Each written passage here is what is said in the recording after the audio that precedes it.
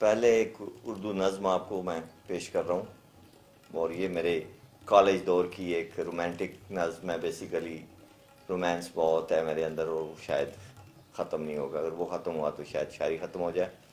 اس کا نام ہے سراب زندگی۔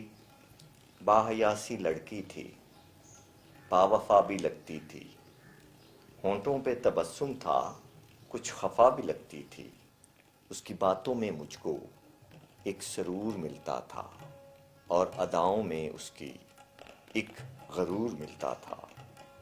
زندگی میں اس سے جو ایک بار ملتا تھا، پھر دوبارہ آ کے وہ اس سے ضرور ملتا تھا۔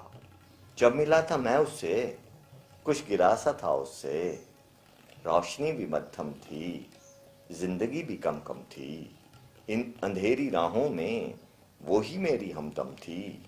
ایک دن اسے میں نے کہہ دیا تھا باتوں میں، تم چھپی ہو صدیوں سے میرے دل کے خانوں میں، ہو سکے اگر ممکن رنگ آ کے بھر دو تم ان اداس راتوں میں۔ چہرے پہ مجھے اس کے ایک دھنک نظر آئی، پیار کی محبت کی ایک جھلک نظر آئی، اور پھر اداسی کی ایک گھٹا سی لہرائی۔ پیار تو وہ کرتی تھی، پر جہاں سے ڈرتی تھی، میرے ساتھ چلنے پہ ہاں نہیں وہ کرتی تھی۔ مجھ کو کچھ تھی مجبوری، ہم میں ہو گئی دوری، آرزو جو دل کی تھی ہو سکی نہ وہ پوری۔ باحیا سی لڑکی تھی، باوفا بھی لگتی تھی۔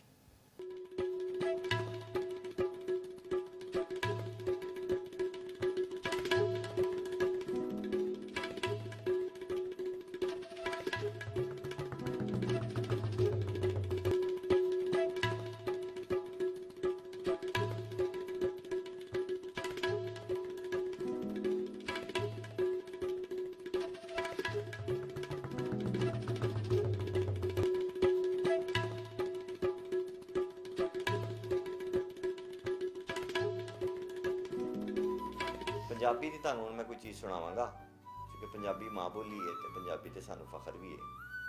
ਤੇ ਪਹਿਲੇ ਦੋ ਸ਼ੇਰ ਪੰਜਾਬੀ ਦੇ ਤੇ ਫਿਰ ਇੱਕ ਗਜ਼ਲ ਹੈ। ਆਪਣੇ ਰੰਗ 'ਚ ਰੰਗ ਲੈ ਮੈਨੂੰ, ਜਿੱਥੇ ਜਾਵੇਂ ਸੰਗ ਲੈ ਮੈਨੂੰ, ਹੌਲੀ ਹੌਲੀ ਮਰਦਾ ਜਾਵਾਂ, ਇੱਕੋ ਵਾਰੀ ਡੰਗ ਲੈ ਮੈਨੂੰ, ਖਬਰੇ ਮਰਜ਼ੀ ਰੱਬ ਦੀ ਕੀ ਏ, ਮਰ ਨਾ ਜਾਵਾਂ ਮੰਗ ਲੈ ਮੈਨੂੰ। ਹੁਣ ਇੱਕ ਗਜ਼ਲ ਸੁਣਾ ਰਿਹਾ ਤੁਹਾਨੂੰ ਪੰਜਾਬੀ ਦੀ, ਕਿ ਖਾਬਾਂ ਦੇ ਲਿਸ਼ਕਾਰੇ ਅੰਦਰ ਚੰਦ ਦਿਸਦਾ ਏ ਤਾਰੇ ਅੰਦਰ। ਖਾਬਾਂ ਦੇ ਲਸ਼ਕਾਰੇ ਅੰਦਰ ਚੰਦ ਦਿਸਦਾ ਏ ਤਾਰੇ ਅੰਦਰ, ਆਪਣਾ ਆਪ ਤਬਾਹ ਕਰ ਦਿੱਤਾ ਤੇਰੇ ਇੱਕ ਇਸ਼ਾਰੇ ਅੰਦਰ। ਬਾਜ ਤੇਰੇ ਨਹੀਂ ਦਿਸਦਾ ਕੋਈ, ਆਵੇ ਕੌਣ ਸੰਵਾਰੇ ਅੰਦਰ, ਕੋਈ ਨਾ ਤੈਨੂੰ ਖੋ ਲੈ ਜਾਵੇ, ਕੁੰਡੀਆਂ ਤਾਲੇ ਮਾਰੇ ਅੰਦਰ। ਔਰ ਜਦ ਵੀ ਹੱਸ ਕੇ ਮਿਲ ਪੈਂਦਾ ਏ, ਜਦ ਵੀ ਹੱਸ ਕੇ ਮਿਲ ਪੈਂਦਾ ਵੇ, ਆ ਜਾਨਾ ਵਾਂ ਲਾਰੇ ਅੰਦਰ। ਔਰ ਨਾਲੀ ਦੇ ਵਿੱਚ ਡਿੱਗੀ ਹੋਈ ਸੀ, ਨਾਲੀ ਦੇ ਵਿੱਚ ਡਿੱਗੀ ਹੋਈ ਸੀ, ਲੱਗੀ ਇੱਟ ਚੁਬਾਰੇ ਅੰਦਰ। ਰੱਬ ਨੇ ਜਦ ਕਲਬੂਤ ਬਣਾਇਆ, ਰੱਬ ਨੇ ਜਦ ਕਲਬੂਤ ਬਣਾਇਆ, ਇਸ਼ਕ ਵੀ ਗੁਨਿਆਗਾਰੇ ਅੰਦਰ।